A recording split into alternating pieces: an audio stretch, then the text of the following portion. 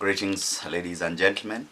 This is Paul from Nairobi, Kenya, and I represent Soberlife Mentorship Society, a grassroots community initiative in Kenya with a special focus on raising the fourth generation of African leaders. Kenya and Africa in general is going through a transitional period from a deep-rooted traditional and religious society to the modern trends. As we all know, Europe and the North American hemisphere took hundreds of years to achieve their development status, and the same is not in Africa. My own grandfather, born around 1900, lived in the bushes alongside the wild animals. The only non-intoxicant at that time was moratina, which was a concoction of honey and some fermented elements used to make traditional brews. This was strictly used during functions such as initiation, marriage, war victory, and other sacred festivals, and it was primarily a reserve of the elderly or the adults as defined by culture. Three major things happened almost simultaneously in Africa within less than a century. A traditional society taken over by colonial authorities, then getting independence and suddenly adopting to the 20th century civilization. Number two, a society starting a new system of self-governance, tackling what were the major three challenges of that time, which were disease, ignorance, and poverty. And number three, religious influences defining moral values and imparting a strong spiritual-driven lifestyle. By 1990s, there was a surge of Western lifestyle influence leading to an open approach, often unregulated social trends, mostly expressed in media such as music, television programs, and movies. Kenya, being a more open and liberal society than her neighboring nations, experienced an influx of popular personalities coming to visit, coming to perform and address most especially the young generation, many of whom wanted to identify themselves with such celebrities and the pop culture. I wish to mention here that I was among the young minds who were caught up in that wave, either unconsciously or unawares. The African society is now faced with three contemporary massive issues. One, a massive population, majority of which are youth, without a clear identity of self, pulled apart by tradition, modernity, and on the other side, religion. Number two, massive corruption, which has led to complete misuse and mismanagement of resources and hence aggravating poverty. And number three, a generation without incomes, opportunities, or resources to maintain a standard and quality life. This has caused a sharp diversion between the older generation, which is still largely guided by cultural and religious values, against this new generation that has suddenly been plunged into the modern civilization. Unfortunately, the tag keeps being pulled in different directions, with parents viewing their children as rebellious kids, while children on the other side view their parents as old-school religious cranks, out of touch with the current realities. This parent and youth discord has turned many to drug abuse, trafficking, and identity crisis seeking for psychosocial relief. And indeed, one of the biggest hindrances in dealing with drug issues among youths is the radical standpoints of both generations, which is the hardest to reconcile. Unlike in the developed nations, which have taken care of the social welfare of the citizens, including universal healthcare, the situation in Africa is far from such reality. Priority is currently to improve infrastructure, provide basic amenities such as food, water, and maternal health while fighting endemic corruption.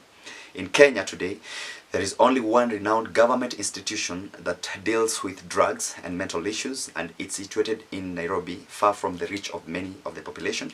And yet, less than 1% of the entire population that is affected by drugs cannot afford $50 per day in payment to private rehabilitation centers.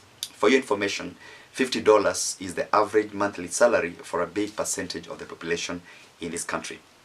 Kenya is also strategically located on the active drug trafficking route between Asia, South and North America, and Europe. And many hard drugs find their way either through airports or coastal airstrips, coastal posts rather, and drugs worth millions of dollars have over time been nabbed, but unfortunately, very few dealers are apprehended. Those arrested mostly are youth who are either employed to traffic the drugs or those in consumption. And despite the government's efforts to curb this situation, every year similar news continue to appear on even higher scales. Finally, massive corruption in the political realms has rendered many youths to become disillusioned from national affairs, with most of the young generation having received elementary or at least secondary education, income is a necessity to keep them active and also provide basic necessities. However, a huge percentage they find themselves without any employment despite their qualifications, and ultimately they have resorted to consumption of cheap but highly concentrated drugs that can give instant effects, thereby causing a relief to the consumer. In the last 5 years alone, hundreds of young people, have either died, become blind, or incapacitated due to an uncontrolled drinking sprees. Many young people, especially in slum areas, in colleges, in order to satisfy their needs to get some income, end up in trafficking, which eventually lands them in custody. And after coming out, many still relapse and go back to the habit due to lack of alternative incomes. The weak political structures, especially on policy enforcement, have largely contributed to the easy penetration of all kinds of drugs, most of which land in the hands of disgruntled youths who later fall victim to crime and the cycle of arrest.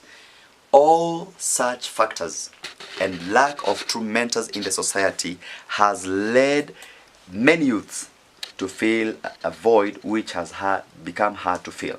Now, Soberlife Mentorship was initiated to help young people in making valuable choices that are fulfilling in life and bring leadership abilities and qualities in many young people, while providing simple, innovative empowerment ideas and opportunities to uplift the economic standards for the young generation. We engage youth in small and medium enterprise ventures such as transport business, where we provide them with motorbikes and other bikes through affordable support systems and agribusiness concepts to improve their livelihood. Of course, financial constraints remain one of the greatest challenges, with many young organizations, including Soberlife, having received no external funding to scale our activities and only depending on voluntary and free will support. This is the situation of many grassroots organizations in Africa, which deal directly with the community but are rarely recognized even in the national realms. But the will to make change supersedes such obstacles. We are actively engaged in school awareness programs with out-of-class mentorship programs, and responsible parenting awareness is our focus in harmonizing divergent generational ideologies and strengthening family unity. This is in line with the UN policy of supporting and empowering families, knowing it's a means to prevention to drug initiation, and also the family is a refuge where those affected can pick up their lives and get back to normal, productive lives. We are happy to be part of the global initiatives working towards the positive initiatives of transforming the lives of youth and the welfare of humanity in general. Amidst all the challenges, we hold fast to the time-tested principle that life is living for others. I repeat, life is living for others. I sincerely appreciate the INCB, the UNODC, and VNGOC for giving me the opportunity to give my contribution on behalf of the African youth and prevent challenges and opportunities that affect the youth in the African continent, in the African context. I say thank you so much, asante sana, and Kenya hakuna matata. Shukran.